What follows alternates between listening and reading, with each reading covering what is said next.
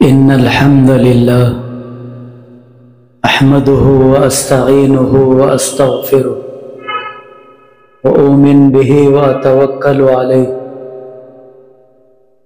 وأعوذ بالله من شرور أنفسنا ومن سيئات أعمالنا من يهدل الله فلا مضل له ومن يضلله فلا هادي له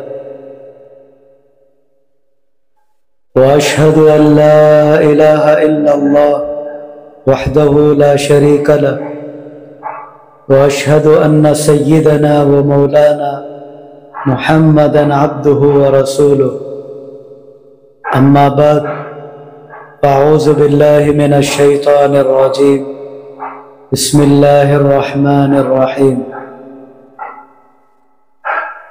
بل تؤثرون الحياة الدنيا والآخرة خير وأبقى صدق الله العظيم.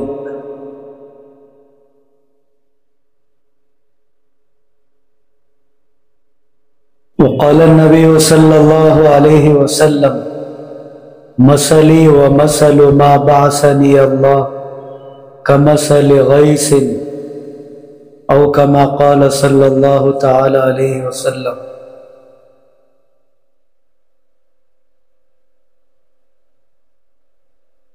مجھے اور آپ کو اور پوری کائنات کو اللہ رب العزت نے پیدا فرمایا.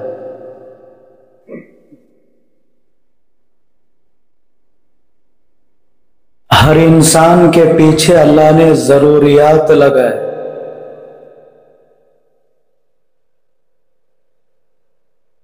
کسی کو کھانے کی ضرورت، کسی کو پہننے کی، کپڑے کی ضرورت، کسی کو دوائیوں کی ضرورت، سواری کی ضرورت، چاول کی ضرورت، گیہوں کی ضرورت، راگی کی ضرورت، فروٹ کی ضرورت. کسی کو موز چاہیے، کسی کو سیب چاہیے، کسی کو انگور چاہیے.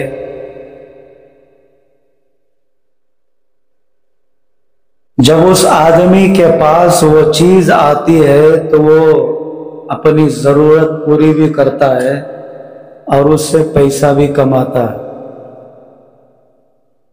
ہر انسان کے پیچھے جتنی ضروریات اللہ نے لگا رکھی ہیں ان تمام ضرورتوں کو پورا کرنے کے لیے اللہ نے ایک چیز کا انتظام فرمایا. وَجَعَلْنَا مِنَ الْمَاءِ كُلَّ شَيْءٍ حَيٍّ. دنیا کے تمام ضروریات پوری کرنے کے لیے اللہ نے بارش کو رکھا ہے. بارش جب ہوتی ہے گیہوں والے کو گیہوں ملتا ہے. بارش جب ہوتی ہے چاول والے کو چاول ملتا ہے. بارش جب ہوتی ہے سیب والے کو سیب، انگور والے کو انگور، انار والے کو انار. الغرض بارش کے ذریعے ہر آدمی کی ضرورت پوری ہوتی ہے. جب بارش ہوتی ہے سبزہ ہریالی ہر جگہ ہوتا ہے تو آدمی کی دنیاوی ہر ضرورت پوری ہوتی ہے. اسی چیز کو سامنے رکھ کر رسول اکرم صلی اللہ علیہ وسلم نے ارشاد فرمایا کہ میری اور میرے ساتھ اللہ نے جو شریعت اتاری ہے اس کی مثال بھی بارش کی طرح. جس طرح بارش کا پانی ہر آدمی کی ضرورت کو پورا کر دیتا ہے اسی طرح رسول اکرم صلی اللہ علیہ وسلم کی شریعت دینی اعتبار سے لوگوں کے تمام اعمال کے اندر جان پیدا کر دیتی ہے. شریعت کا خلاصہ ایمان ہے. نمازی ایمان ہے تو نماز قبول ہے، ایمان ہے تو قرآن کی تلاوت مقبول ہے، ایمان ہے تو روزہ قبول ہے، ایمان ہے تو زکوٰۃ حج قبول ہے، ایمان ہے تو بندے کا چھوٹا سا چھوٹا عمل بھی اللہ کے ہاں احد پہاڑ کے برابر درجہ رکھتا ہے۔ تو جتنے بھی کام ہیں، شعبے ہیں، ان تمام چیزوں کے لیے ہدایت اور ایمان کا ہونا ضروری ہے۔ جس درجے کا ایمان میرے پاس ہوگا، میرے اعمال کی قبولیت اس درجے کی اللہ کے ہاں ہوگی۔ ایمان نظر آنے والی چیز نہیں ہے۔ نماز نظر آتی ہے، تلاوت کلام پاک نظر آتی ہے، گشتوں میں پھرنا چلنا، لوگوں کو دین کی طرف بلانا، یہ سارے چیزیں نظر آتے ہیں۔ ایمان نظر آنے والی چیز نہیں ہے۔ اور ایمان کا مقام ہے دل۔ دل کے اندر ایک کیفیت پیدا کرنا کہ میرے ساتھ جو کچھ ہو رہا ہے آئندہ ہوگا، قیامت تک جو کچھ بھی ہوگا کرنے والی ذات اللہ رب العزت کی ہے۔ الایمان ما وقر فی القلب وصدقہ العمل۔ ایمان کی ایک تعریف علماء کرام نے یہ بھی لکھی ہے، ایمان اس کو کہتے ہیں جو دل کے اندر اتر جائے کہ کرنے والی ذات صرف اور صرف اللہ رب العزت کی ہے۔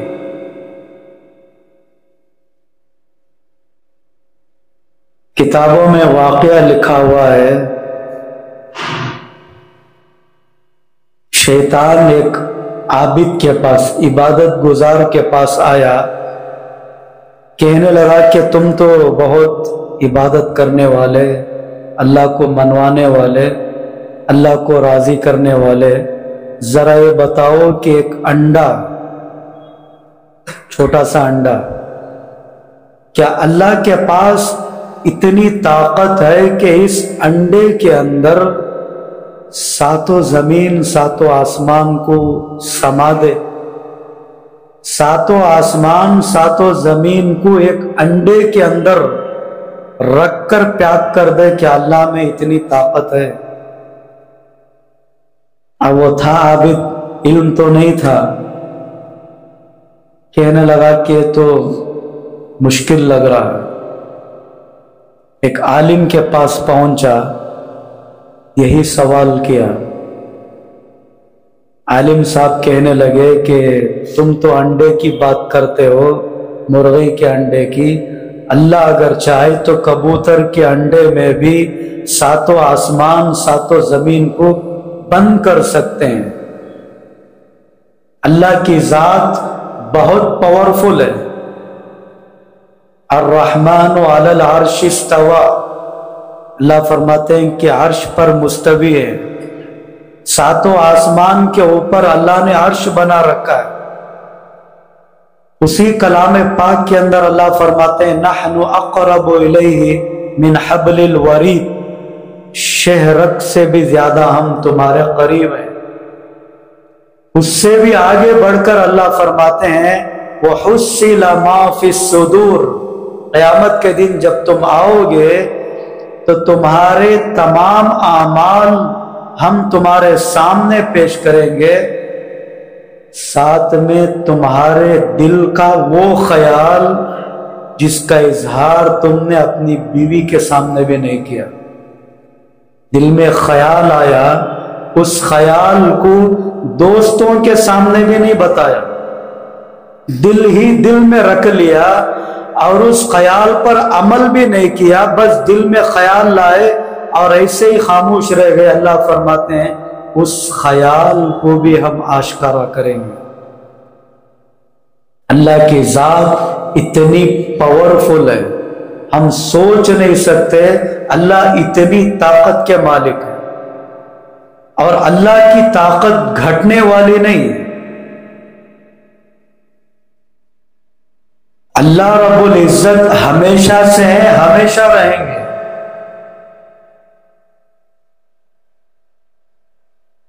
اللہ رب العزت اپنی طاقت کو سمجھانے کے لیے قرآن کریم میں کئی مثالیں دیے، اسی لیے کہا جاتا ہے کہ قرآن کریم کو تلاوت بھی کرو، قرآن کو ترجمے کے ساتھ پڑھو، قرآن کو سمجھ کر پڑھو، تاکہ تمہیں پتا چلے کہ اللہ ہم سے کیا کہنا چاہتے ہیں۔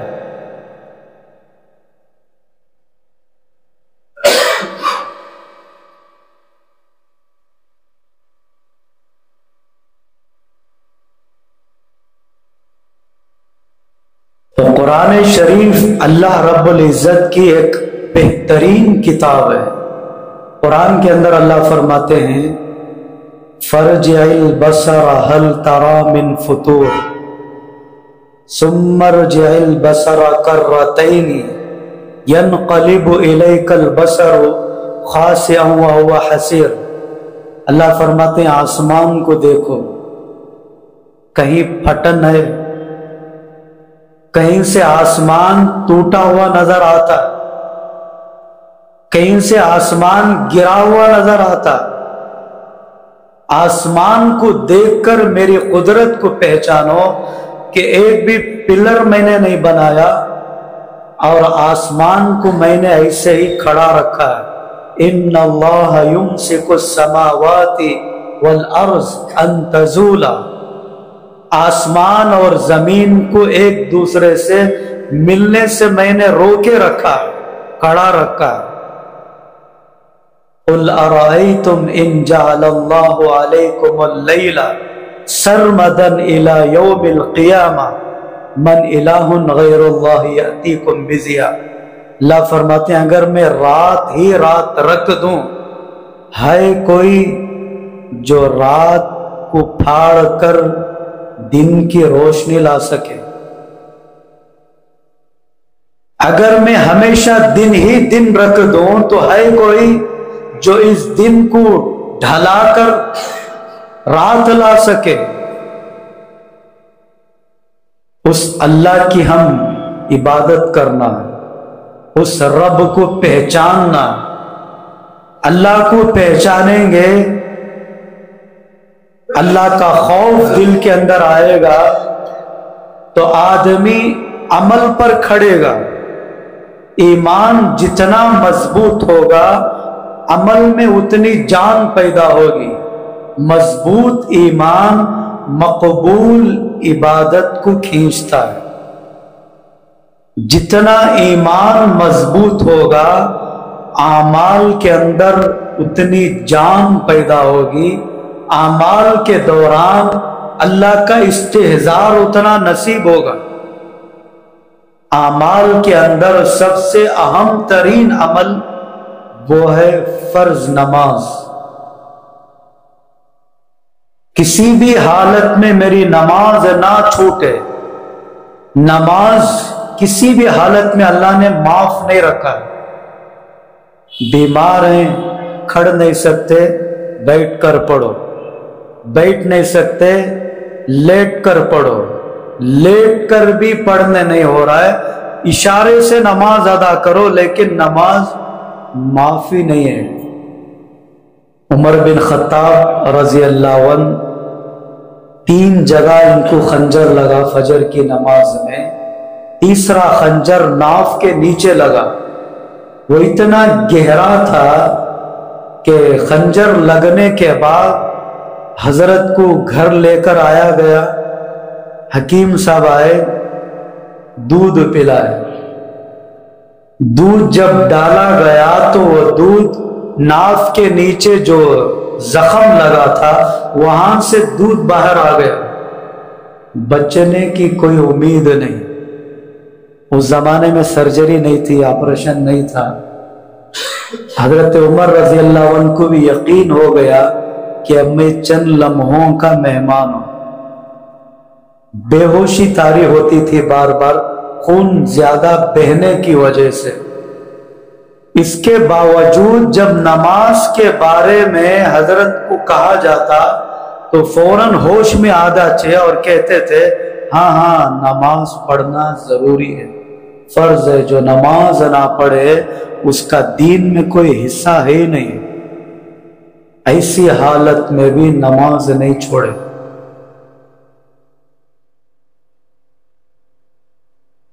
ایک اللہ والے گزرے ہیں، حلیۃ الاولیاء ایک کتاب ہے، اس کے اندر واقعہ لکھا ہوا ہے۔ امام اعمش رحمت اللہ علیہ 70 سال کے دوران ایک بھی نماز کی تکبیر اولا ان کی نہیں چھوٹی۔ 70 سال تک بالغ ہونے سے لے کر موت تک تکبیر اولا ان کی ایک بھی نہیں چھوٹی۔ امام اعمش رحمت اللہ علیہ حدیث کے پڑھانے والے، عبادت کا اتنا شوق، ہمیشہ تکبیر اولا کے ساتھ نماز۔ الحمدللہ آج ہم نماز پڑھ رہے ہیں، لیکن ہمارے نبی کا فرمان ہے 40 دن تکبیر اولا کے ساتھ نماز پڑھیں گے، 2 انعام اللہ عطا کریں گے۔ ہم میں سے کتنے ہیں جو پابندی سے تکبیر اولا کے ساتھ نماز پڑھ رہے ہیں؟ سعید بن المسیب رحمت اللہ علیہ اللہ والے گزرے ہیں، ان کے بارے میں آتا ہے ما اذن مؤذن فی 40 سنہ الا وسعید بن المسیب کان فی المسجد۔ 40 سال کے عرصے میں کبھی بھی ایسا نہیں ہوا کہ مؤذن صاحب اذان شروع کر دے، سعید بن المسیب مسجد کے باہر ہو۔ 40 سال میں ایک بار بھی ایسا نہیں ہوا۔ اذان سے پہلے مسجد میں ہمیشہ ہوتے تھے۔ تکبیر اولا کا اہتمام اس قدر کہ اذان سے پہلے مسجد میں ہوتے تھے۔ تبلیغ ایک محنت ہے، عمومی ہدایت کے فیصلے اللہ کی طرف سے اس کے ذریعے اترتے ہیں، لیکن انبیاء علیہ السلام کی تاریخ اگر آپ پڑھیں گے تو تبلیغ تو انبیاء علیہ السلام نے کی ہے۔ حضرات انبیاء علیہ السلام جہاں تبلیغ فرماتے تھے وہیں پر کثرت سے عبادت بھی کرتے تھے۔ حضرت داؤد علیہ السلام اپنے گھر کے اندر ایک مخصوص کمرہ بنائے کہ یہاں پر میں روزانہ اللہ کی عبادت کروں گا۔ وقت کے بادشاہ ہیں، حکومت سنبھالنے والے، اور روزانہ لوگوں کو دین کی بات بھی سمجھانا ہے، حکومت کا کام بھی کرنا ہے۔ اس کے ساتھ میں روزانہ کثرت سے عبادت کرتے تھے۔ کھجور کے پتیوں میں ٹوکرے بنا کر فروخت کرتے تھے۔ بادشاہ ہیں، بادشاہت کا پیسہ نہیں لیتے تھے، محنت کا پیسہ کھاتے تھے، اور کثرت سے عبادت گزار بھی اور تبلیغ کا کام بھی بڑے زور و شور پر کرتے تھے۔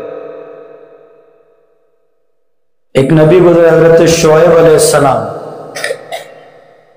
نماز بہت شوق سے پڑھنے والے، کثرت سے نماز پڑھنے والے، لمبی لمبی رکعتیں پڑھنے والے نبی ہیں، لوگوں کو دین کی دعوت بھی دے رہے ہیں، ساتھ میں نماز اتنی محبوب ترین عبادت ان کے پاس کہ جب بھی وقت ملتا تو نماز کے لیے رکعت باندھ کر کھڑے ہو جاتے۔ ایک مرتبہ قوم کہنے لگی قالوا یا شعیب الصلاۃ تأمرک ان نترک ما یعبد ہؤلاء، مذاق میں کہنے لگے شعیب کیا تمہاری نماز یہ کہتی ہے کہ ہم اپنے بتوں کی عبادت چھوڑ دیں؟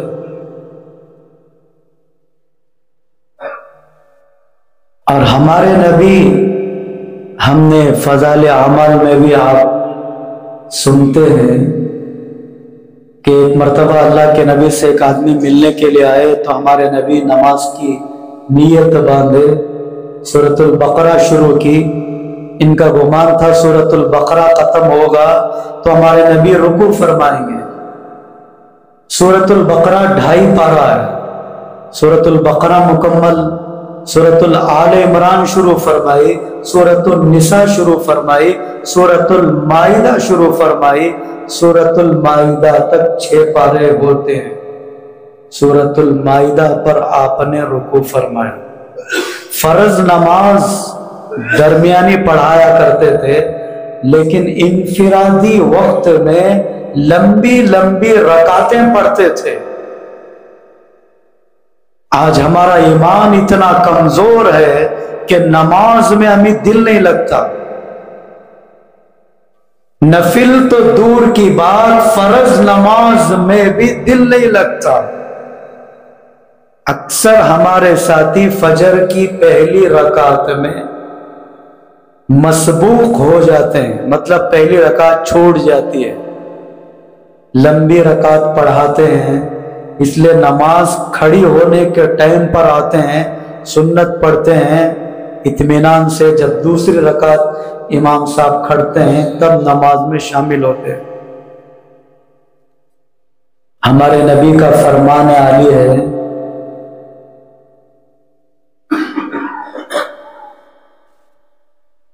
جو آدمی اپنی نماز میں قومہ درست نہیں کرتا، اللہ اس کی نماز کی طرف دیکھتے ہی نہیں۔ اب قومہ کسے بولتے ہیں؟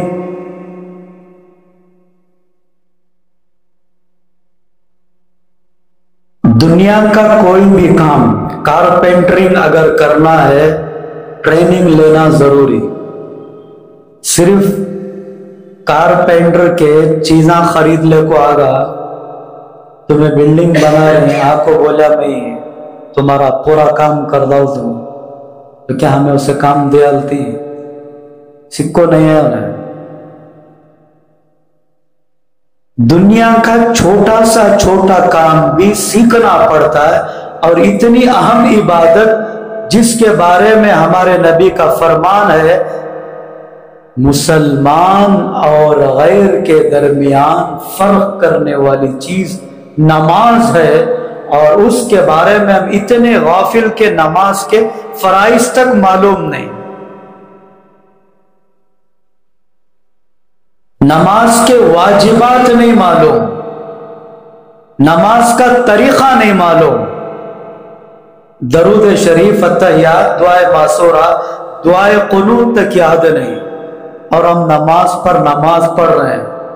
ایسے ہی لوگوں کے بارے میں حدیث میں آیا ہے کہ کچھ لوگ 60 سال 70 سال اللہ کی عبادت کرتے ہیں، نماز پڑھتے ہیں، جب وہ اللہ کے دربار میں آتے ہیں تو اللہ پرانے کپڑے میں لپیٹ کر ان کی وہ نماز ان کے منہ پر مار دیں گے اور فرمائیں گے کہ ہمیں تیری عبادت قبول نہیں ہے،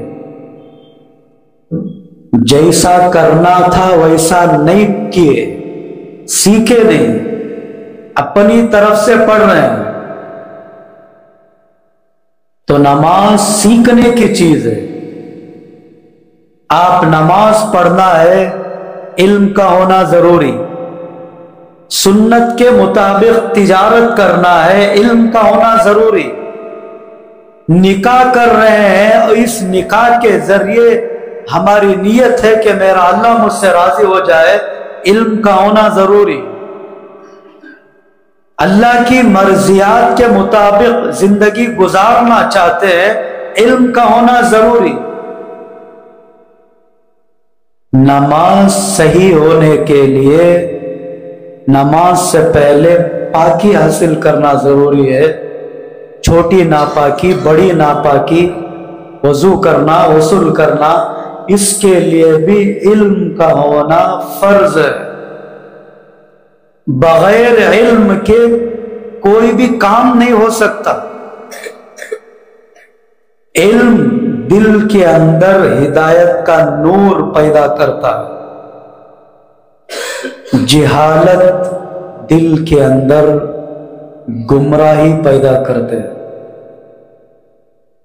ایمان کی جگہ بھی دل ہے، گمراہی کی جگہ بھی دل ہے۔ اور حدیث شریف کے اندر آتا ہے کہ اللہ تعالی آدمی کے دل کو دیکھتے ہیں۔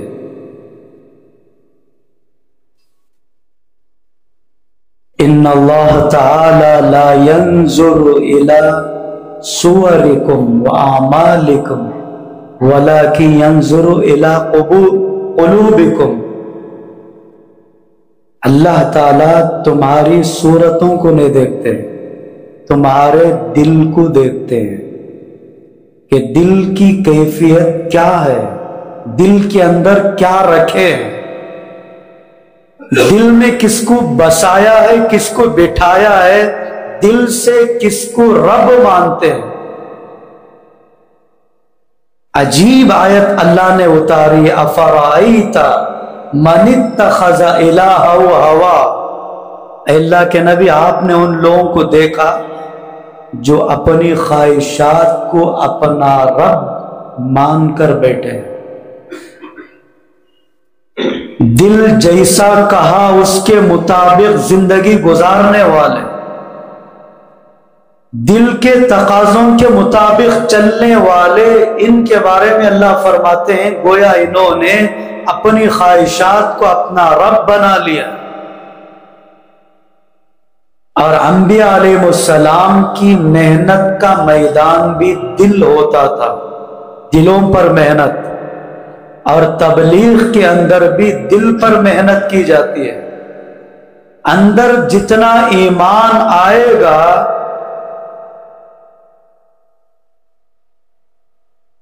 ہماری ذات اتنی نکھرے گی، سنورے گی۔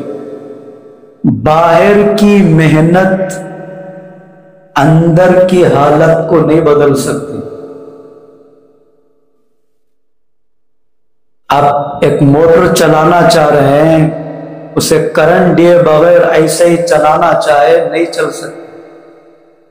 اندر سے موٹر کے اندر پاور آیا تبھی وہ چلے گی۔ ایمان کی جان علم ہے۔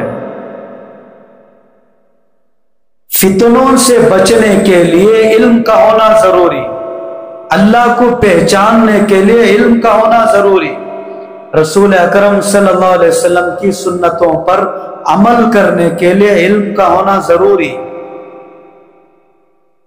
طلب العلم فریضۃ علی کل مسلم، ہر مسلمان پر اتنا علم کا حاصل کرنا فرض ہے جس سے اس کی نماز صحیح ہو جائے، اس کا قرآن درست ہو جائے، اس کی تجارت سنتوں کے مطابق ہو جائے، شادی بیاہ والی زندگی سنتوں کے مطابق حلال طریقے پر آ جائے،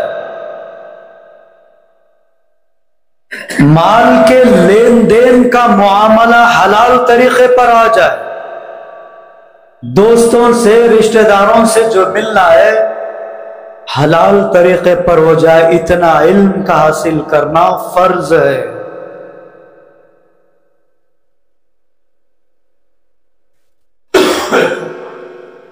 اور آدمی کی عادت ہے کہ جتنا زیادہ آدمی کسی چیز کے بارے میں بولتا ہے اتنا اس چیز کی اہمیت دل کے اندر آتی ہے۔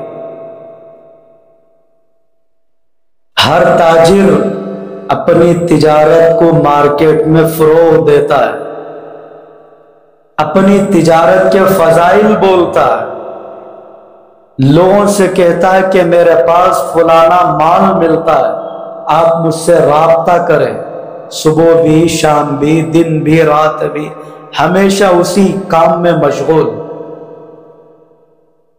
اللہ کا نام بھی اگر ہم صبح و شام کثرت سے لیتے رہے تو ہمارے دل کے اندر اللہ کی عظمت پیدا ہوگی، اللہ کا یقین پیدا ہوگا۔ پوری زندگی کبھی بھی لا الہ الا اللہ محمد رسول اللہ اکٹھے 100 مرتبہ نہیں کہا، لیکن موت کے وقت زبان سے کلمہ آ جائے گا، اس کا یقین کر بیٹھے۔ کیسے زبان سے کلمہ جاری ہوگا جب ساری زندگی اس کلمے کو پڑھے نہیں؟ کما تحیون تموتون، جیسی زندگی گزارو گے موت ویسے آئے گی۔ زندگی بھر دنیا دنیا کرتے گئے تو موت کے وقت دین کے الفاظ کہاں سے آ جائیں گے؟ آج امت کا ایک بہت بڑا طبقہ اس غلط فہمی میں ہے کہ موت کے وقت میں کلمہ پڑھ لوں گا۔ جمعہ سے جمعہ پڑھنے والا بھی دل میں پکا یقین کر بیٹھے موت کے ٹائم کو کلمہ آ جائے گا، ساری زندگی کلمے کے مطابق گزرے گی، تب زبان سے اللہ کلمہ جاری فرمائیں گے۔ ورنہ زندگی بھر جو ہم نے کیا، اللہ نہ کرے اگر کوئی غلط کبیرہ گناہ اللہ کو ناراض کرنے والے کام کر بیٹھے ہیں، موت کے وقت چاہ کر بھی کلمہ زبان سے نہیں نکلے گا۔ ہمارے نبی کو دیکھ کر، ہمارے نبی کے ہاتھ میں ہاتھ دے کر مسلمان ہونے والے صحابی ساری زندگی ہمارے نبی کی مجلس میں بیٹھنے والے ماں سے ذرا اونچی آواز میں بات کرتے تھے، موت کے وقت کلمہ نہیں نکل رہا، دوسری ساری بات کہہ رہے ہیں اور یہ بھی کہہ رہے ہیں کہ میں کلمہ پڑھنا چاہتا ہوں، لیکن حلق میں کوئی چیز ہے کہ جب میں کلمہ پڑھنا چاہتا ہوں تو وہ چیز مجھے اٹکتی ہے، کلمہ ادا نہیں کر پا رہا ہوں۔ صحابی ہیں، اللہ کے نبی کی مجلس میں روزانہ رہنے والے، ان کی حالت تو ہماری کیا ہوگی؟ کتنا ڈر کر اللہ سے زندگی گزارنا، تو کثرت سے اللہ کا ذکر کرے، اللہ کا نام لے۔ قرآن کریم کے اندر اللہ نے لا الہ الا اللہ یہ بھی اتارا ہے، محمد الرسول اللہ یہ بھی اتارا ہے، پورا کلمہ ہے، پورا کلمہ ایک آیت میں اللہ نے نہیں اتارا، الگ الگ آیتوں میں اللہ نے اتارا ہے۔ اس کی وجہ کیا ہے؟ ایک عالم صاحب اپنی تفسیر میں اس کی وضاحت کرتے ہوئے لکھتے ہیں کہ موت کے وقت لوگ پتہ نہیں کن کن حالتوں میں ہوتے ہیں، ناپاکی بھی ہو جاتی ہے، غسل بھی فرض ہو جاتا ہے، ایسی حالت میں بھی آدمی کی روح نکلتی ہے، اور ناپاکی کی حالت میں اکٹھے پوری آیت پڑھنا یہ درست نہیں ہے۔ آیت توڑ توڑ کر پڑھ سکتے ہیں، اکٹھے پوری آیت پڑھنا یہ منع ہے۔ اب پورا کلمہ اکٹھے ایک آیت میں ہوتا تو موت کے وقت پڑھتے ہوئے ہو سکتا گنہگار ہوتا۔ اللہ نے ہماری سہولت کے لیے کلمے کو بھی الگ الگ آیتوں میں 2 حصوں میں تقسیم کر کے اتارا کہ موت کے وقت بھی کلمہ آسانی سے پڑھ سکے۔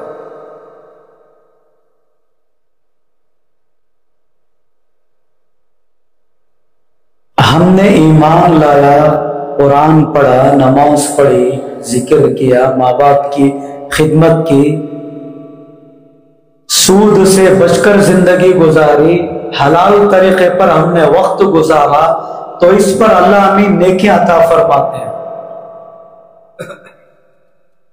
جو نیکیاں ہمیں ملتی ہیں دنیا کے اندر ہی ہمارے کچھ بدعمالیوں کی وجہ سے وہ نیکیاں ہمارے سے چھن بھی جاتی ہیں۔ تو دو ذمہ داریاں ہمارے، ایک نیکی کمانا، دوسرا نیکی کی حفاظت کرنا، نیکی والے اعمال کرنا، ان کاموں سے بچنا جس سے ہمارے اعمال برباد ہو جاتے ہیں۔ ہم نے بارہا وہ حدیث سنی ہے کہ قیامت کے دن ایک آدمی آئے گا، بہت پہاڑ سے بھی زیادہ نیکیوں کا انبار لے کر آئے گا، لیکن وَيَأْتِي قَدْ شَتَمَ هَذَا وَقَذَفَ هَذَا وَأَكَلَ مَالَ هَذَا وَسَفَكَ دَمَ هَذَا فَيُؤْتَى هَذَا مِنْ حَسَنَاتِهِ وَهَذَا مِنْ حَسَنَاتِهِ۔ لیکن لوگوں کا کسی کا مال کھایا، کسی کو گالی دیا، کسی کو برا بھلا کہا، کسی کو تکلیف پہنچائی، اللہ فرشتوں سے فرمائیں گے کہ اس کے نیکیاں اٹھاؤ اور ان کو دیتے جاؤ۔ ایک وقت آئے گا کہ اس کے لوگوں کے درمیان معاملات درست نہ ہونے کی وجہ سے اس کے تمام نیکیاں ختم ہو جائیں گی، لیکن لوگوں کی لائن ابھی باقی ہوگی۔ اللہ فرمائیں گے کہ اب ان کے گناہ اٹھا کر اس پر ڈالو۔ وَالْوَزْنُ يَوْمَئِذٍ الْحَقُّ، قیامت کے دن اللہ نیکیوں کو گنیں گے نہیں۔ 10 لاکھ نیکیاں ہیں، 9 لاکھ گناہ ہیں، چلو ان کو جنت میں بھیج دو۔ 10 لاکھ گناہ ہیں، 9 لاکھ نیکیاں ہیں، چلو ان کو جہنم میں بھیج دو۔ یہ ترتیب نہیں ہے۔ پوری زندگی میں کوئی ایک نیکی اللہ کو پسند آ جائے، نیکی کا وزن کیا جائے گا، گنا نہیں جائے گا، تولا جائے گا۔ زندگی بھر کی کسی کی نیکیاں ہواؤں میں ان کا پلڑا اٹھ جائے گا، کسی کی ایک نیکی زندگی بھر کے بدعمالیوں پر بھاری ہو جائے گی۔ اتنی مرتبہ ہم نے سنا ہے کہ ایک آدمی آئے گا میدان حشر میں، سوائے کلمے کے کوئی دوسرا کام اس نے نہیں کیا، تو اللہ رب العزت کلمے کا ایک پرچہ دیں گے، جا تلوا لے۔ گنوا لے نہیں کہا جائے گا، تلوا لے۔ جب تولا جائے گا تو اس کی کلمے میں جو اخلاص کے ساتھ اس نے کہا تھا، اس کا وہ اخلاص اتنا بھاری ہو جائے گا کہ اللہ رب العزت اس کی زندگی کے تمام گناہ معاف کر کے اس ایک نیکی کی بنیاد پر جنت میں داخلہ فرما دیں گے۔ ساری زندگی ہمارے نبی درگزر کرنا سکھاتے تھے اور درگزر خود بھی کرتے تھے۔ سامنے والا ہمارے نبی کے ساتھ کچھ بھی کر جائے، آپ ہمیشہ معاف کرتے تھے۔ ایک آدمی نے ہمارے نبی پر جادو کر دیا، اتنا سخت جادو اس نے کیا، ہمارے نبی کو لگتا تھا کہ میں بیوی کے پاس سے ہو کر آیا ہوں، لیکن ایسا نہیں ہوتا تھا۔ علماء لکھتے ہیں کہ جادو کا سب سے زیادہ اثر، آخری سٹیج اس کا یہ ہے کہ آدمی کو اپنی پاکی ناپاکی کا خیال تک نہیں رہتا۔ ہمارے نبی پر اتنا سخت ترین جادو کیا۔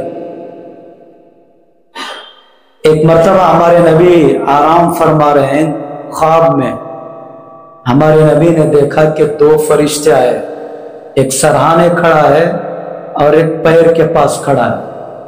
پیر کے پاس کھڑا ہوا فرشتہ پوچھتا ہے کہ ان پر جادو کس نے کیا ہے؟ سر پر کھڑا ہوا فرشتہ کہتا ہے لبید ابن عاصم نے کیا۔ جس نے جادو کیا اس کا نام بتاتا۔ اب پھر وہ فرشتہ پیر والا پوچھتا ہے ان کی کون سی چیز پر اس نے جادو کیا؟ تو سر والا فرشتہ کہتا ہے کہ ان کے کنگھی پر، سر میں جو کنگھی کی جاتی ہے، اور کنگھی کرنے کے بعد جو بال گرتے ہیں ان بالوں پر جادو کیا ہے، اور خیروان ایک جگہ ہے وہاں پر ایک کنویں کے اندر نر کھجور کے غلاف میں بالوں پر جادو کر کے اس کے اندر وہ بال رکھ کر کنویں کے اندر ایک پتھر کے نیچے وہ کنگھی اور وہ بال رکھا ہوا ہے۔ سورۃ الفلق، سورۃ الناس، یہ دو سورتیں جب ہمارے نبی پر سخت ترین جادو ہوا تھا تب اللہ نے نازل فرمائی۔ 11 دھاگے بالوں پر باندھے ہوئے تھے، 11 آیتیں اللہ نے اتاری، ایک ایک آیت پڑھ کر اللہ کے نبی نے حضرت علی رضی اللہ عنہ کو بھیجا۔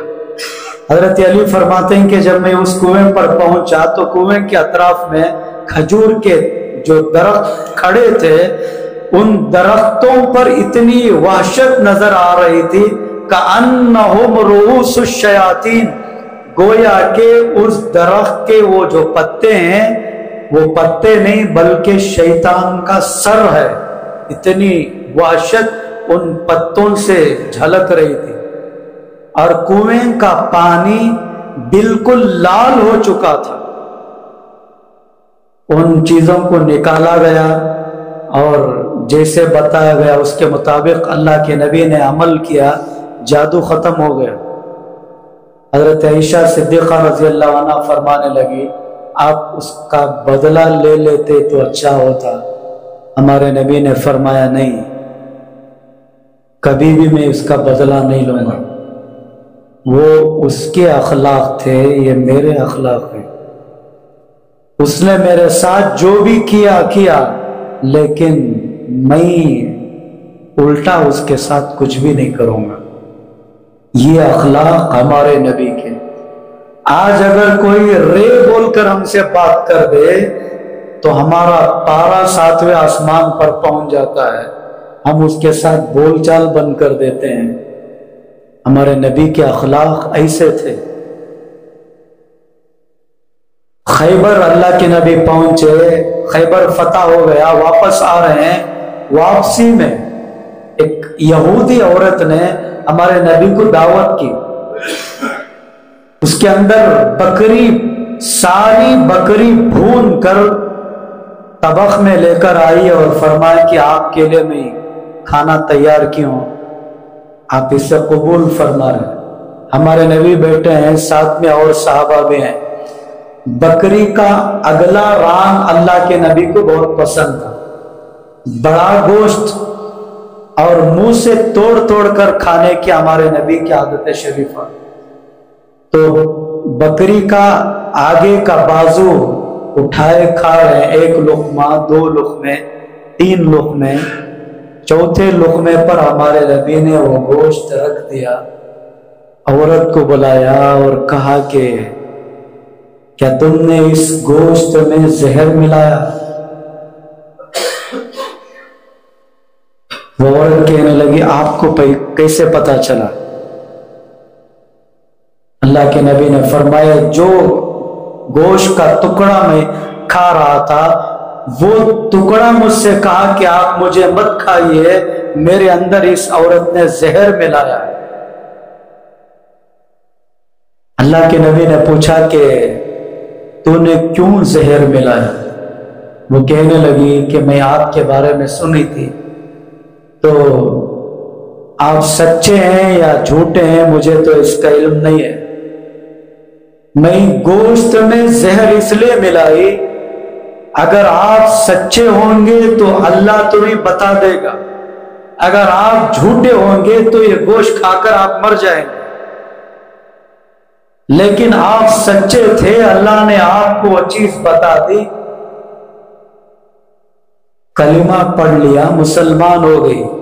اس گوشت کی وجہ سے کئی صحابہ اکرام انتقال کر گئے، لیکن ہمارے نبی ذرہ برابر بدلہ نہیں لیا۔ ایسے اخلاق ہمارے نبی کے، اور ہم ایسے نبی کے امتی، اور ہماری زندگیاں ان اخلاق سے خالی نہیں، ہمارے اندر اخلاق آنی چاہیے، معاملات میں ہم درست ہو، لین دین ہمارا صحیح ہو۔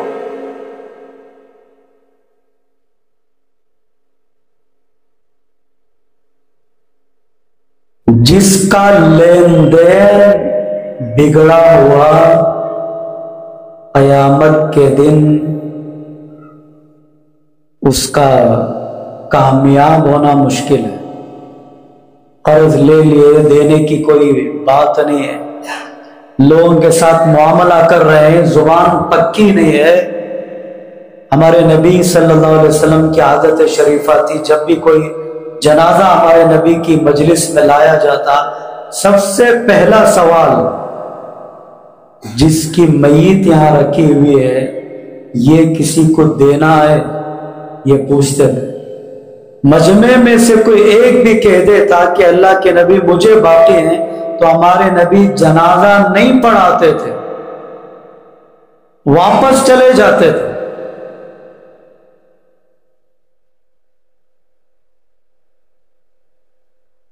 ایک جگہ تو اللہ کے نبی نے فرمایا آدمی اللہ کے راستے میں جائے، شہید ہو جائے، اللہ دوبارہ زندہ کرے، پھر جائے شہید ہو جائے، اللہ تیسری مرتبہ زندہ کرے، پھر جائے شہید ہو جائے، قرض اس پر ہے تو وہ جنت کی خوشبو بھی نہیں پائے گا۔ معاملات کا اثر عبادت پر یہاں تک پڑتا ہے۔ ایک صحابی دوسرے صحابی سے کھیت خریدے، کھیت خریدنے کے بعد اس زمین پر ہل چلایا، بیج ڈالنے کے لیے، زمین کو نرم کرنے کے لیے ہل چلایا، ساری زمین پر ہل چلایا تو کیا دیکھتے ہیں کہ اس زمین کے کونے میں دیگچی گڑی ہوئی، اس کو نکالا، کھول کر دیکھا سونے سے بھری ہوئی۔ پرانے زمانے میں بینک والا سسٹم نہیں ہوتا تھا، لوگ اپنا پیسہ اپنی زمین میں، جنگلات میں، دور علاقوں میں کوئی نشانی رکھ کے دفن کر دیتے تھے، ضرورت پر نکال لیتے تھے۔ اب یہ صحابی دیکھے کہ سونے سے بھری دیگچی زمین سے نکلی ہے، ان کے دل میں فوراً خیال آیا کہ میں نے تو زمین خریدی ہے، زمین کے اندر کی چیزیں تو میں نے نہیں خریدا، تو اس دیگچی پر حق جس سے میں نے زمین خریدا ہے ان کا۔ دیگچی اٹھائی، ان کے گھر پہنچے، کہنے لگے کہ بھائی صاحب چند دن پہلے میں نے آپ کے ساتھ زمین کا معاملہ کیا تھا اور آپ سے میں نے ایک زمین خریدی اور اس زمین پر میں نے ہل چلایا تو اس کے اندر سے یہ سونے سے بھری دیگچی نکلی ہے، لہذا یہ آپ کی ہے، آپ رکھ لیجئے۔ کتنا اللہ کا ڈر ان کے دل میں تھا کہ اتنا سونا ملنے کے باوجود ذرہ برابر اٹھائے نہیں، لے جا کر زمین کے پہلے مالک کے حوالے کیے، اور جو پہلے آدمی تھے ان کے دل میں بھی ایمان اتنا بھرا ہوا تھا، وہ فوراً کہنے لگے کہ نہیں بھائی صاحب، میں نے تو زمین بیچ دی، تو زمین کے اندر جو کچھ ہے وہ تمہارا، یہ تمہاری چیز ہے۔ خریدنے والے کہہ رہے ہیں کہ تمہارا سونا ہے، بیچنے والے کہہ رہے ہیں کہ نہیں یہ تمہارا سونا۔ ایسی لڑائی آج جتنے کورٹ دنیا میں چل رہے ہیں، کسی کورٹ میں بھی ایسا مقدمہ نہیں ہوگا۔ یہ مقدمہ پہنچا عمر بن خطاب رضی اللہ عنہ کی مجلس، دونوں صحابہ پہنچے، کہنے لگے کہ حضرت ہم نے زمین بیچی، ہم نے زمین خریدی، یہ وہ دیگچی نکال کر لا کر مجھے دے رہے ہیں کہ تمہارا ہے، اور میں کہہ رہا ہوں کہ نہیں یہ تمہارا ہے، آپ فیصلہ کیجئے۔ حضرت عمر رضی اللہ عنہ تھوڑی دیر سوچے اور اس کے بعد پوچھے آپ کے بچے ہیں؟ ایک نے کہا کہ میرا بیٹا ہے اور ایک نے کہا میری بیٹی ہے۔ آپ نے فرمایا دونوں کا نکاح کر دو اور یہ سارا پیسہ ان کو دے دو۔ ایمان جب دلوں میں بھرا رہتا ہے، اللہ کی عظمت دل کے اندر ہوتی ہے، تو دنیا کی بڑی سے بڑی چیز کی بھی حیثیت دل کے اندر نہیں ہوتی۔ اسی لیے اللہ کے نبی کا فرمان ہے اذا عظمت امتی الدنیا نزعت منها ہیبۃ الاسلام۔ میری امت کے دل میں جب دنیا کی عظمت آئے گی تو اسلام کی حیثیت دل سے نکل جائے گی۔ جب اسلام کی عظمت دل میں آئے گی تو دنیا کی حیثیت دل سے ختم ہو جائے گی۔ دل ایک ہی ہے اور ایک ہی چیز سمائے گی، چاہے دودھ ڈالو چاہے شراب ڈالو۔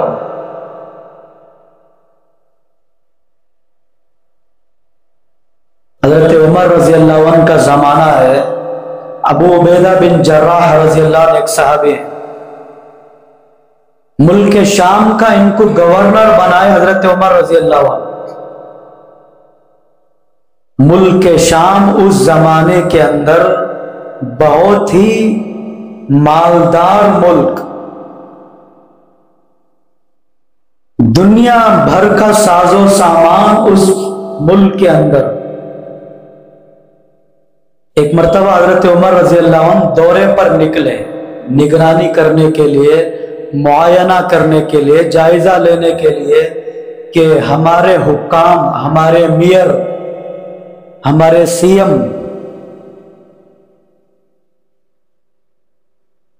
کس نہج پر کام کر رہے ہیں۔ پورے علاقے کا دورہ کیا، ہر گھر خوشحال، زکوٰۃ لینے والا کوئی ایک بھی نہیں۔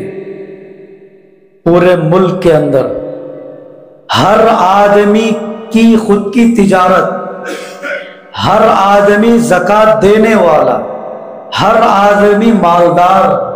تو حضرت عمر رضی اللہ عنہ کے دل میں خیال آیا اگر رعایا کے پاس اتنا پیسہ ہے تو گورنر کے پاس کتنا ہوگا۔ کہنے لگے کہ ابو عبیدہ میں تمہارا گھر دیکھنا چاہتا ہوں۔ حضرت ابو عبیدہ رضی اللہ عنہ کہنے لگے حضرت میرا گھر کیا دیکھیں گے، آپ نے تو دورہ کر لیا، آگے آپ کا جو بھی ہے کام کر لیے تو بہتر ہے۔ حضرت عمر رضی اللہ عنہ کہنے لگے نہیں، میں تو آپ کا گھر دیکھ کر ہی جاؤں گا۔ حضرت عمر کے دل میں گمان تھا کہ آس پاس اتنی دنیا کی چمک ہے تو ماحول سے متاثر ہو کر میرا گورنر بھی اس کے گھر میں بھی سونا چاندی کا ڈھیر لگا ہوگا۔ بالآخر حضرت ابو عبیدہ بن جراح رضی اللہ عنہ کہنے لگے ٹھیک ہے چلیے گھر دکھاتا ہوں۔ ساتھ میں ہو گئے، چلتے چلتے چلتے چلتے شہر ختم ہو گیا۔ شہر سے باہر تھوڑی دور جانے کے بعد ایک قریہ ملا، اس قریے کے اندر ایک جھوپڑی نظر آئی، کھجور کے پتوں کی دیوار ہے اس کے، چاروں طرف لکڑیاں کھڑا کر کے کچی مٹی لیب کر دیواروں کو بنایا گیا ہے، کھجور کے تنے کاٹ کر چھت بنایا گیا۔ حضرت ابو عبیدہ رضی اللہ عنہ کہنے لگے کہ امیر المومنین یہی میرا گھر ہے۔ اندر داخل ہوئے تو کیا دیکھتے ہیں، ایک چارپائی ہے اور ایک پہننے کا بڑا سا کپڑا لٹک رہا ہے، دوسری کوئی چیز نہیں۔ حضرت عمر رضی اللہ عنہ کی آنکھوں سے آنسو جاری ہو گئے، پوچھنے لگے ابو عبیدہ گھر میں تو کچھ ہے ہی نہیں، یہ کپڑا کیا ہے؟ فرمانے لگے کہ یہی ایک کپڑا جو میں پہنا ہوا ہے۔ یہ جب میلا ہوتا ہے تو میں دھو کر دوبارہ پہن لیتا ہوں اور اسی میں وقت گزرتا ہے۔ یہ جو کپڑا آپ دیکھ رہے ہیں جمعہ کی نماز پڑھانے کے لیے میں رکھا ہوں، جب جمعہ پڑھاتا ہوں تو یہ پہن کے جاتا ہوں اور واپس آ کے اتار کے رکھ دیتا ہوں، اور جب رات میں ٹھنڈ لگتی ہے تو اسی کپڑے کو چادر بنا کر اوڑھ کر سو جاتا ہوں۔ امیر المومنین پوچھنے لگے کھانے کا کوئی انتظام، کوئی چولہا برتن کچھ بھی نہیں ہے، کیا کھاتے ہو؟ حضرت ابو عبیدہ بن جراح رضی اللہ عنہ چھت میں ہاتھ ڈالے، اندر سے ایک برتن نکال کر دکھائے کہ حضرت دیکھو یہ میرا کھانا ہے۔ تو حضرت عمر رضی اللہ عنہ نے دیکھا کہ پانی ہے، پانی کے اندر روٹی توڑ کر ڈالے ہیں، روٹی بھیگ رہی ہے۔ پوچھا کہ یہ کیا ہے؟ فرمانے لگے کہ ہمارے قریے میں ایک عورت ہے، میں اسے پیسہ دیتا ہوں، 3 دن میں ایک مرتبہ روٹی بنا کر دیتی ہے، تو میں وہ روٹی کھاتا ہوں، جب وہ سخت ہو جاتی ہے تو اسے توڑ کر اس برتن میں پانی میں ڈال کر بھگو دیتا ہوں، شام تک روٹی نرم ہو جاتی ہے تو میں اسے کھا لیتا ہوں۔ دن ساری میں خدمت کرتا ہوں، لوگوں کی دعوت کا کام کرتا ہوں، جب شام ہوتی ہے تو میں ساری رات عبادت کرتا ہوں اور بس اسی پر میرا گزارا۔ ان کے دلوں میں دنیا کی کوئی حیثیت ہی نہیں تھی، جو بھی ہے مرنے کے بعد ہمیشہ کی زندگی آخرت میں خواہش پوری کرنے کی جگہ اللہ نے جنت بنائی ہے، جہاں پر بڑھاپا نہیں، جہاں پر بیماری نہیں، جہاں پر پریشانیاں نہیں۔ جنت ایک ایسی جگہ ہے جہاں پر نیند بھی نہیں، آدمی سوتا بھی نہیں۔ تو صحابہ اکرام کے آگے ہمیشہ آخرت ہوتی تھی، تو اس کی محنت، اس کی فکر ایسا کرتے تھے کہ دنیا کی کوئی عزت عظمت ہی نہیں ہوتی۔ نتیجہ یہ نکلا ان کی محنت کا، مسلمان تو مسلمان، منافق کی بھی ہمت نہیں ہوتی تھی فجر اور عشاء چھوڑنے کی۔ ماحول ایسا بنائے تھے، صرف نماز نہیں، اللہ کے راستے میں پیسہ دینے کا وقت آتا، ماحول ایسا بنائے تھے، منافق بھی اپنا پیسہ لا کر دیتے تھے۔ ہر آدمی کی 3 ذمہ داریاں، ایک اپنے اندر دینداری پیدا کرنا، میرے اندر اتنا دین آ جائے کہ اللہ کا حکم میں پورا کر سکوں، اتنا دین میرے اندر آئے کہ جن باتوں سے اللہ نے روکا ہے ان سے میں رک جاؤں، اتنا دین میرے اندر آ جائے کہ اللہ کے دین کے تقاضوں پر میں اپنا مال، اپنی جان، اپنی صلاحیتیں سب کچھ لگانے والا بن جاؤں۔ اتنی سطح کا ایمان ہر آدمی کے دل میں ہونا چاہیے۔ دوسری ذمہ داری، ہمارے ماحول کے اندر دینداری پیدا کرنا۔ جس گھر میں ہم رہتے ہیں، جس محلے میں ہم رہتے ہیں، جس گلی میں ہمارا دکان ہے، جہاں ہم جاتے آتے ہیں، وہاں پر دینی ماحول کا پیدا کرنا یہ ہماری ذمہ داری ہے۔ اور تیسری ذمہ داری، اخرجت للناس، ہمارے نبی یا ایھا الناس انی رسول اللہ الیکم جمیعا، پوری دنیا کے انسانوں کے لیے اللہ نے مجھے نبی بنا کر بھیجا ہے۔ وہی لفظ اللہ نے امت کے لیے بھی ارشاد فرمایا، اخرجت للناس، پوری دنیا کے لوگوں تک دین پہنچانا بھی تمہاری ذمہ داری ہے۔ میرے اندر دین ہوگا تو ماحول میں دین آئے گا، ماحول میں دین آئے گا تو میں اس دین کو لے کر دور دراز علاقوں میں جا کر محنت کروں گا۔ اجتماعات بھی اس لیے رکھے جاتے ہیں تاکہ ہر آدمی کی ذات بن جائے، ہر آدمی کے دل میں آخرت کی فکر پیدا ہو جائے، اللہ اور اس کے رسول کے حکموں کے مطابق زندگی گزارنے والا بن جائے۔ سب سے زیادہ محبوب طریقہ امت کے اندر رسول اکرم صلی اللہ علیہ وسلم کا طریقہ ہو جائے، ہماری ہر ضرورت نماز سے پوری کرنے والے ہم بن جائے، رو کر اپنی ہر ضرورت اللہ سے پوری کرنے والے بن جائے۔ نبیوں میں ایسے نبی بھی گزرے ہیں رو رو کر اپنی ہر ضرورت اللہ سے منوائے۔ حضرت یعقوب علیہ السلام 40 سال روئے، اتنا روئے کہ آنکھوں کی بینائی ختم ہو گئی، لیکن اللہ ہی سے مانگے، انما اشکو بثی وحزنی الی اللہ، اے اللہ تجھ سے میں فریاد کرتا ہوں کہ میرا بیٹا یوسف لوٹا دے۔ 40 سال کے بعد اللہ نے دعا بھی قبول فرمائی، بیٹے کو بھی لوٹایا، اسی رونے کی برکت سے آنکھ بھی لوٹایا۔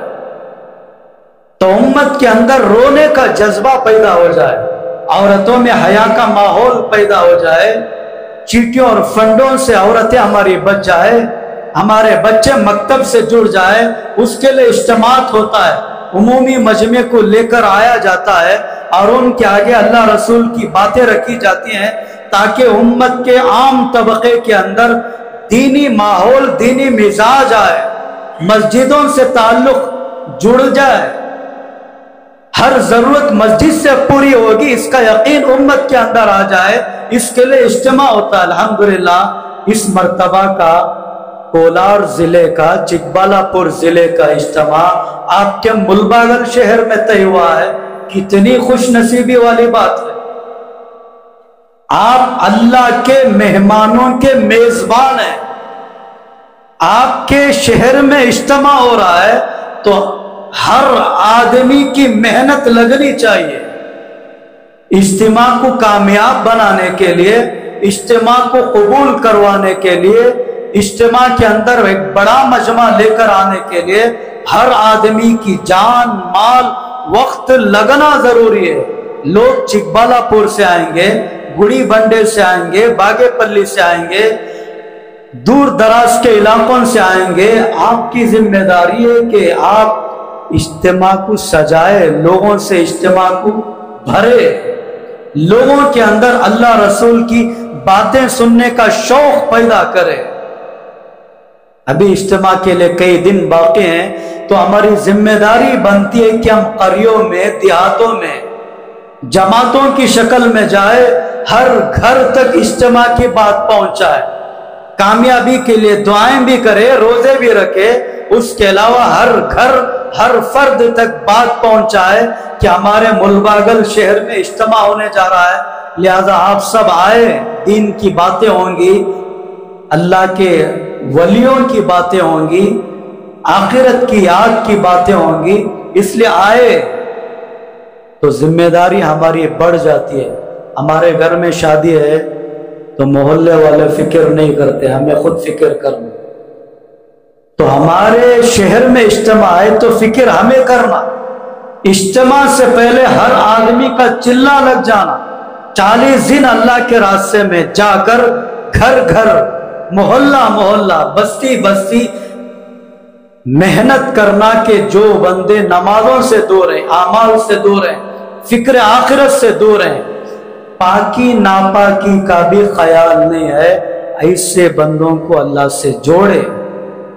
بڑا ہی پسندیدہ عمل اللہ کے یہاں ہے، ایاک نعبد و ایاک نستعین، اللہ ہم تیری عبادت کرتے ہیں۔ اللہ چاہتے ہیں کہ تم اکیلے نہ کہو ایاک اعبد، میں تیری عبادت کرتا ہوں، نہیں، تو محلے میں چل پھر کر لوگوں کو لے کر آ اور آ کر کہ اے اللہ ہم سب تیری عبادت کرتے ہیں۔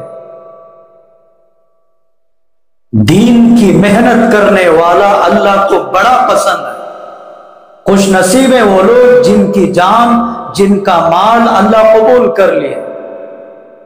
اس لیے آپ حضرات سے گزارش ہے کہ اجتماع سے پہلے ہم میں سے ہر ایک کا 40 دن اللہ کے راستے میں وقت لگ جائے، اس لیے کھڑے ہو کر ہمت کر کے، ارادہ کر کے اپنے ناموں کا اظہار کرو کہ اجتماع کی محنت کے لیے ہم اللہ کے راستے میں نکلیں گے۔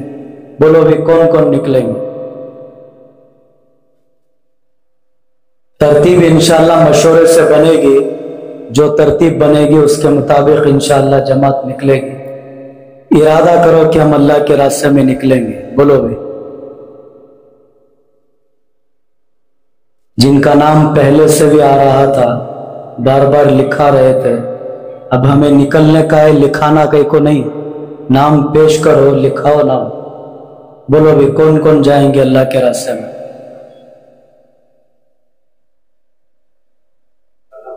अल्लाह बख्श भाई निकलेंगे, अल्लाह निकलना कबूल फरमाए, आसान फरमाए। अजमल साहब निकलेंगे, अल्लाह निकलना कबूल फरमाए। मोहम्मद तैयब, मोहम्मद तैयब कौन सी मस्जिद क्या है? मस्जिद हैदर सफदर के मोहम्मद हैदर, मोहम्मद तैयब, अल्लाह निकलना कबूल फरमाए। मोहम्मद आसिफ साहब निकलेंगे, अल्लाह निकलना आसान फरमाए। और बोलो भी, और बोलो भी।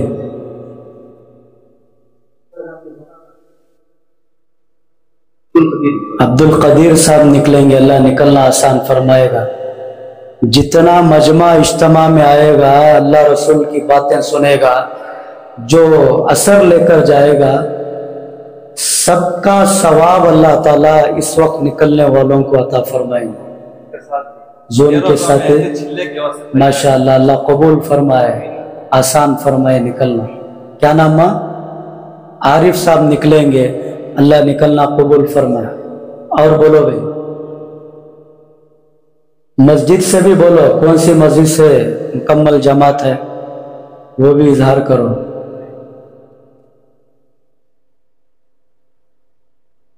बोलो, नाम लिखाओ, नाम लिखाओ। शोरे से तारीख देखिए, हर साथी का लग जाए।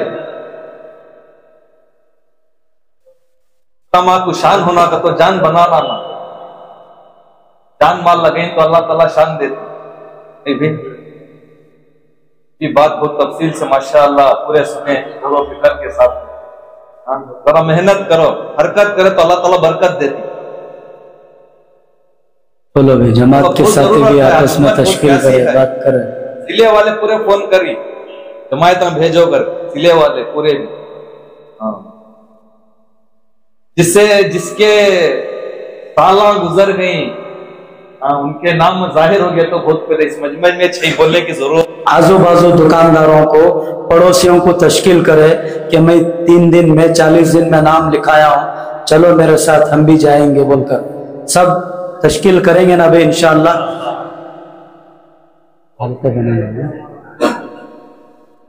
पहले दुआ। हाँ,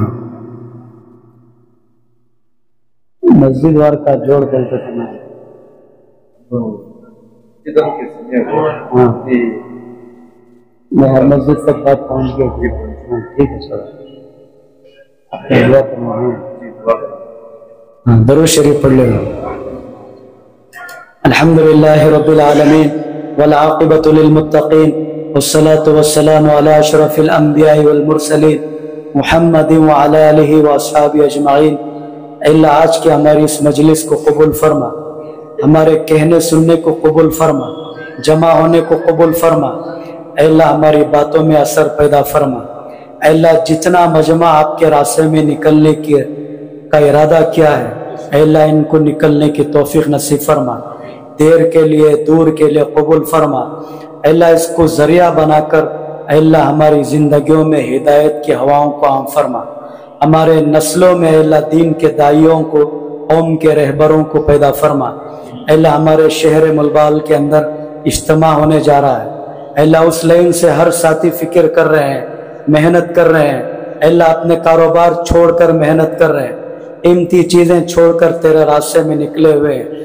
अल्लाह इनकी कुर्बानियों की लाज रखकर हमारे इज्तिमा को कामयाबी अता फरमा। इज्तिमा से पहले की जितनी मेहनत में लोग लगे हैं, सबकी जान को, माल को, वक्त को कबूल फरमा। इज्तिमा से जितना खैर वजूद में आएगा, अल्लाह उस खैर में हम सबका हिस्सा नसीब फरमा। अल्लाह इज्तिमा के अंदर छोटी मोटी हमारी तरफ से जो मेहनत हो रही है, उसे जरिया बना कर अल्लाह मौत के वक्त हमारी जुबान पर कलिमा जारी फरमा दे। अल्लाह इस मेहनत की बरकत से रसूल अकरम सल्लल्लाहु अलैहि वसल्लम की शिफाअत नसीब फरमा दे। हमारे नबी के मुबारक हाथों से जामे कौसर नसीब फरमा दे। अल्लाह इस टूटी फूटी मेहनत की बरकत से अल्लाह मैदान हशर में हमारा बेड़ा पार फरमा दे। अल्लाह नबियों के साथ, सहाबा के साथ, सिद्दीकीन के साथ हमारा हशर फरमा दे। अल्लाह हमें मौत तक लगे रहने की तौफीक नसीब फरमा।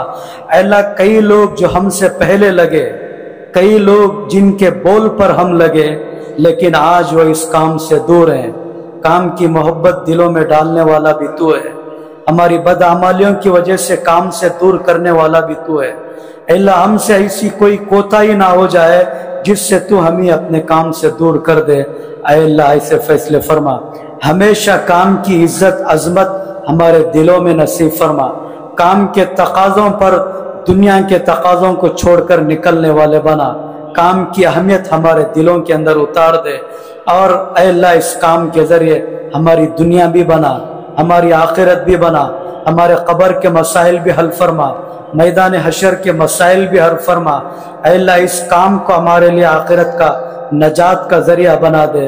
جتنے لوگوں نے نام لکھا ہے اے اللہ ان کا نکلنا آسان فرما، سے روزہ کے لیے لکھا ہے چلے کے لیے قبول فرما، چلے کے لیے ارادہ کیے ہیں 4 ماہ کے لیے قبول فرما۔ اے اللہ زندگی بھر کے لیے مقامی اعمال میں جم کر جڑ کر اے اللہ کام کرنے کی ہم سب کو توفیق نصیب فرما، جو مانگا گیا وہ بھی عطا فرما، مانگنے سے بہت کچھ رہے گا سب کچھ عطا فرما۔